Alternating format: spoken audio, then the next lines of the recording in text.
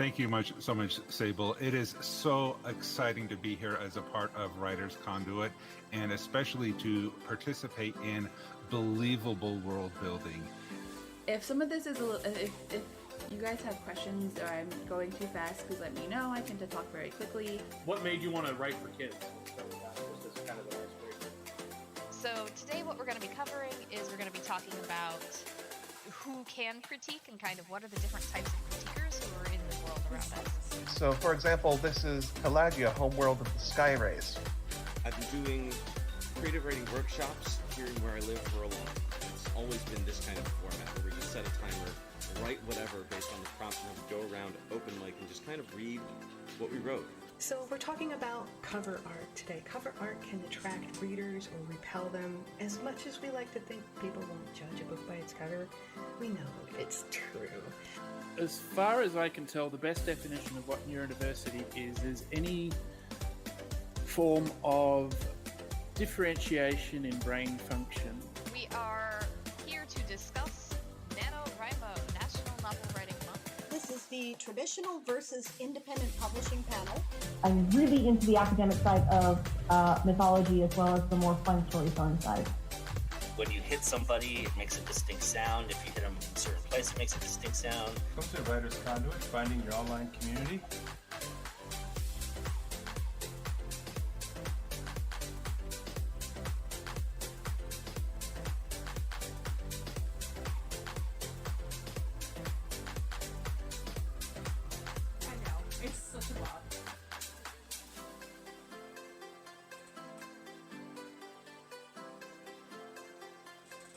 It goes so hard. All right, we are live. Hello. Make sure, let us know if you can hear everything. And Nightbot is reminding you to stay hydrated. But anyway, hi, welcome to the Lyric Writing Panel. Woohoo! Hold on. Woo! Do horrible piano playing. I am your host, Micah Vidal, and I am joined by my lovely panel, which I will now let them introduce themselves, starting with Eli. Go, Eli. Hello, I am Eli Quick. I am a singer, songwriter, as well as author, and my pronouns are he, they. Yeah, I'm just going to leave it there. Take it away, AG.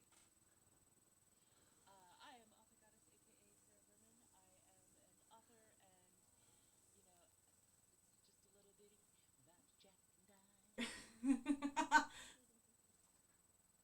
of Diane, we are muted. Ah, crap. AG muted, but Eli wasn't, and I'm not. Weird. No. I can hear you just fine. Me too. Weird. People are... Eli is very quiet. AG is muted. I'm not. I'm good. Hello.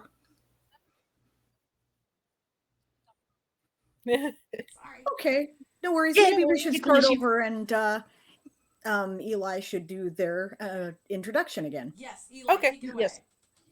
Yes. So I am Eli Quake. I am a singer-songwriter as well as author, and I have an album coming out in September, and I just released a single today. Yay! The moment. Yes, and my pronouns are he, they, and let's go over to Author Goddess, I guess. Author Goddess, Sarah Berman, and I like to sing. Jack and Diane, I like to sing. Take it away, Miss Sable. I'm Sable Aradia. In addition to being an author, I moonlight as a singer-songwriter. I do a lot of my own work. I've been in the filk genre. For those of you who are familiar, if you play the Game of Tomes, you know that Eli and I are kind of the more prolific filkers there. I've also been part of a goth rock band and an epic metal band. So cool. Yay, nice to meet you all. Woo-hoo. Yay. And I'm Micah. I am a musical theater writer, although I did start writing pop music. That was kind of most of my training. So yeah, and I'm just so happy I get to host this panel with these lovely people. And get to talk music with you and all things writing. I'm very quiet. Oh my god, will this never end? Will joy, happiness ever end? Let me see. What can I do? I'm so sorry. It's Twitch. I know. It's It's Twitch. a nightmare. I'm sorry, everyone. All right. Well, I figured let's jump into some lyric writing, structure, and stuff like that. And also, I just want to know more about the writing background of my fellow panelists. Maybe question them a little bit. Let's see. Blip, blip, blip. Here we are. Look at my fancy little presentation. Lyric writing. It's so pretty. We were looking at it. It's so gorgeous. Thank you. Yes. I really did put a lot of effort into it. Gotta impress my Yay. my amazing panelists. Anyways, we're doing lyric writing today from 11 to 2 p.m. So we'll be here for a significant amount of time. And let's talk about songwriting background. This is a question for the chat as well. So let me know. Have you written a song before? Is this your first time ever writing a song? Share your experience with us. Let's start with Miss Sable. What is your, like, how many songs have you written? Maybe how many years? Would you consider yourself like an expert? Give me all the deets. I don't think anybody should consider themselves an expert in this topic. And okay, so at one time I thought I wanted to go into professional music. I took it really seriously. I did a lot of work in that field, and then I decided I didn't like the lifestyle. It was a lot of long hours away from my family to try to do it in the professional field, and I decided that I would rather do it as fun. Right. So I've put out a few albums, cool. Some of them on my own and some of them with a couple different bands that I was part of. It's been a lot of years since I've done the bands, like that's around the turn of the millennium. So 20 years ago. I do the filk genre stuff on an ongoing basis, and obviously I'm still actively writing lyrics for the Game of Tones, usually as a parody of something else. So yeah, parody writing is hard. I give you props. Some experience. All right, AG, tell us, how has this begun? Okay, so once upon a time, people found out that I liked to sing and that I actually had a inclination towards harmonization, and they said, "Help me write songs." And I went, "Okay." and then they're like, "There's this piece of music. We need lyrics for it." And I went, "Okay." I'm actually really bad at writing music, but I'm really good at writing the words for it. That's great. We're going to be talking about that specifically today. Author Goddess is like stonks. She does amazing alto. I am envious of her voice. It's gorgeous. We love an alto too, baby. Eli, hit it. Well, I started writing lyrics about the time I started speaking. Yeah. Don't tell me that. Yeah. No. No. It expanded. So I started writing when I was about the time I started to speak. I don't remember this, but apparently when I was a very wee little spratling, I walked up to my father who was singing in church, and I asked for the microphone so that I could sing.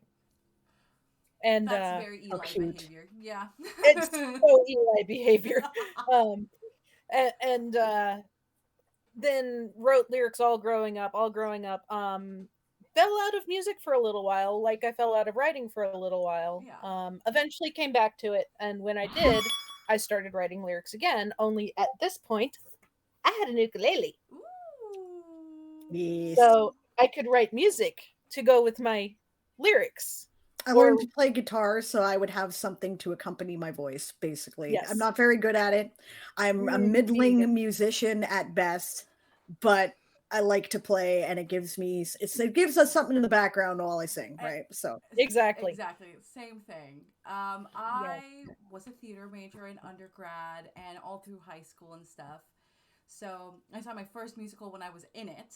So I didn't know people wrote this stuff. I don't know, that seems so obvious. Like, of course people write it, but that didn't just, like, occur to me that was something I could do. And then I had if you know me for any length of time, I had a pretty bad college theater experience. Also, thank you so much for the subs, people. I know I haven't been on, so everyone's just like, we got to sub now while she's here. I appreciate it. Make sure to follow Writers CONduit. So I ended up just falling out of love for theater. And I was like, okay, how can I be in control instead of waiting for people to cast me? How can I be in control of the piece that we're performing? And so that's when I started figuring out, oh, I could write lyrics. And so I started writing lyrics first, mountains and mountains of lyrics of songs.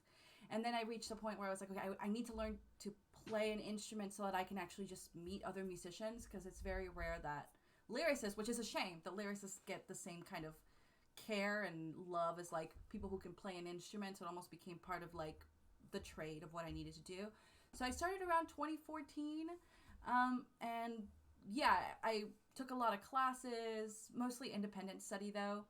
And yeah, it didn't occur to me till I was literally 20 that I could write a song. So I'm always so like enamored by people who are like, yeah, I started writing when I was a kid. And I was like, I'm a prompt-based writer. I write strongest when people tell me what to write, which is why musical theater probably is such a good fit for me. But I'm just like, oh, I wish I knew as a kid that writing a song was something I wanted to do. It would have saved me a lot of years of heartache. I could have majored in music in undergrad instead of theater. So. I get you. Awesome. Yeah. Yeah. Oh my god, the hype train. Thank you all for resubbing. Good job, guys. Way to go on the hype train. Keep it coming. All right, let's talk about the experience of the chat. We have Daz like I have filked a time or two. I love people filking. We're not going to talk about parody writing in particular, but I hope some of my panelists will, because parody writing is very hard to do well. Daz is very good at it. She has recently discovered this as something that she does, and she has written some amazing filks for Game of Tomes, and I can't wait to hear her next material. We've got stuff coming already this month. It's gonna be great. So excited. We have Games said, I have never written a song but play chords. Also the opposite. The opposite of pretty much everyone in this panel. I love it. Chords are to melody and to lyric as chocolate to peanut butter. Mez says, I used to write songs when I was a teenager. They were very cheesy. That is just life. That's just being a teenager. That's just being a teenager. Chances are it would have been great for my goth band. I mean... Well, no matter what you do, you're always going to start out on the trite side. Yeah, and it's good. Yeah, you got to keep pushing through that. I will say that, as a teenager, you really think you know everything. And if I had TikTok and I had one of those songs blow up, I'd be so embarrassed now as an adult. Because, those songs are, they're necessary to the writing process, but I don't know if I want to share those songs with, 1 million people seeing my TikToks. Kids are brave. Very brave. All right. But people know you were a kid when you did it, too, right? So we actually, they are appreciated because we recognize where people are at. I don't think you should be worried about that, especially if you are a young songwriter and you're just starting to stretch your wings. Don't take that as, so I should hide my tech. No, you should get them out there. And then people will recognize what you're doing. It's just so scary to think about being so young and overwhelmed with this is what people think my style is. And I'm just like, I don't even know what style is yet. Satrium says, I wrote 3 songs so far, but as I can't sing, I always have to rely on other people to record it for me. You can sing. What's his face? Not Tom. Was it Tom Jones? Can't remember. He has not the nicest voice, but he's a great songwriter, and so people are like, yes, we want you to sing the songs. I'm like, that's how I feel. Well, I mean, there's Bob Dylan. Yes. Yeah. The dude literally won a Nobel Prize for lyric writing. He is the pinnacle of it, and he could not sing. He sounds like he has a cold. He's like, He does. Yeah. I love his music so much, but it's like, wow, dude. Exactly true. Oh, thank you so much for the follow, Angel. All right, let's jump into the next bit. What is a song? All right, panelists, how would you describe a song? Yeah, good question. It's like a poem in that it's a very short message. It tells a story or describe it's like flash fiction in that it tells a story in that short period. Yeah. And then it has a tune, right? So and it's designed to be performed musically, right? That is a good one. A little, For the purposes of this little panel, we are going to define it as a musical composition intended to be performed by the human voice. Because, as you guys know, songs can be like lo-fi or like the opening song for Writers CONduit for the little intro you guys saw. That is a song, but because we are going to be covering lyrics, we need someone to sing it, to say the little words that we're going to be writing. La la la la. And then obviously we have what we call notes or rests, and what in this definition is sound and silence. Excuse me, so the music theory nomenclature would be notes and rests, which most people know. And then we have various forms, which we will get to, because like, again, musical theater, metal, folk, filk, parody, all those have different forms. So that will really determine your lyric writing, repetition, and what sections to include. So today I am going to talk to you, and hopefully the panelists will jump in, but no pressure, because they've been literally doing all the panels. So go follow our panelists if you haven't. Quite. I'm here to give them a break. Make sure to follow them if you haven't. We have 2 song times usually in modern songwriting. We have AABA. We talked about Bob Dylan. That's your typical your typical folk structure, your typical musical theater structure, and what also is like what pop music was before like the big rock revolution of the 1970s, 1960s. So like before the hippies came, AABA was kind of the thing. And then now we have modern pop, which Taylor Swift is like the queen of modern pop, writing bridges and hooks. We have like you know, any major pop song written by more than one songwriter tends to follow this modern pop structure. We like it, humans love it. We like, you know, we just vibe with it, and it really, really helps. So let's talk about AABA. The A section is the main melody line, repeats 3 times, usually hence the A. And then B is the release, which is the answer to the melody's call. So that means that in a modern pop song, the bridge is what the B is here. So I will play one of the most famous songs in this structure, which I'm hoping you all know. It's Yesterday by the Beatles. That is written in AABA. It's probably the last major pop song to be written in this style. So I will play a little section for the chat and for the fellow panelists, and they'll have to guess, is this A or B? Here we go. Yes. Oh, you guys hear this? There we go. Yep. Yesterday, all my troubles seem so far away. Now it looks as though they're here to stay. Oh, I believe in yesterday. So, if you know the song, you know that it repeats, suddenly I'm not half the man I used to be. There's a shadow hanging over me. Oh, yesterday came suddenly. So, what do you guys think this is? Is this the main melody line of the song or the release of Yesterday? Oh, AG, what is it? What is it? It's A. It's A. Theme, theme, theme. Woo! Cookie for AG. Woo! All right, now I'll play the next part. Is this A or B? Why she had to go, I don't know. She wouldn't say. I said something wrong. Now I long for yesterday.